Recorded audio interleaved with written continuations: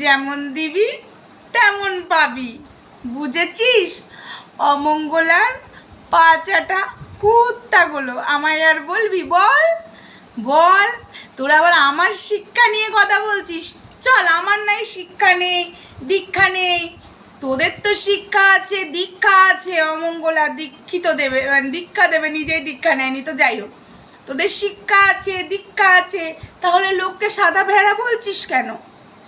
অন্য লোকে খারাপ হতেই পারে, তাহলে কুত্তার বাচ্চা বলছিস কেন? আগে থেকে তোরা বলেছিস অমঙ্গলার চামচাগুলো, পাচাটা কুত্তাগুলো। এবার তো আমি বলবো, কেমন লাগছে শুনতে? খুব ছ্যাঁকা লাগছে। আমি বাপু নাম নিইনি, পড়ল কথা হাটের মাঝে, যার কথা ঠিক তার গায়ে বাজে।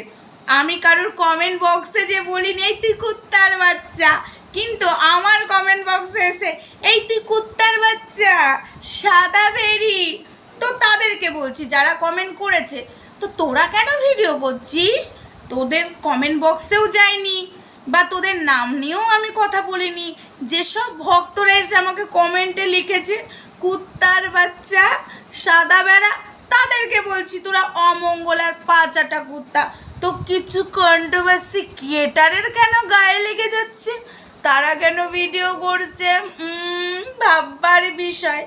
কুত্তার বাচ্চা ফুটফুটে সুন্দর, কুত্তার বাচ্চা ফুটফুটে সুন্দর। সত্যিকারের কুত্তার বাচ্চাগুলো ফুটফুটে সুন্দর হয়, মানুষরূপী কুত্তাগুলোকে বলিনি।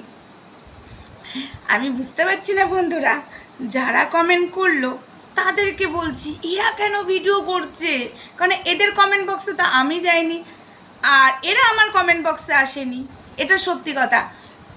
যেসব ভিউয়ার্সরা এসেছিল অমঙ্গলার ভক্ত কিছু, তাদেরকে বলছি, কিন্তু এরা কেন গায়ে মারছে? যা বাবা, আমি তো বুঝতেই পারছি না।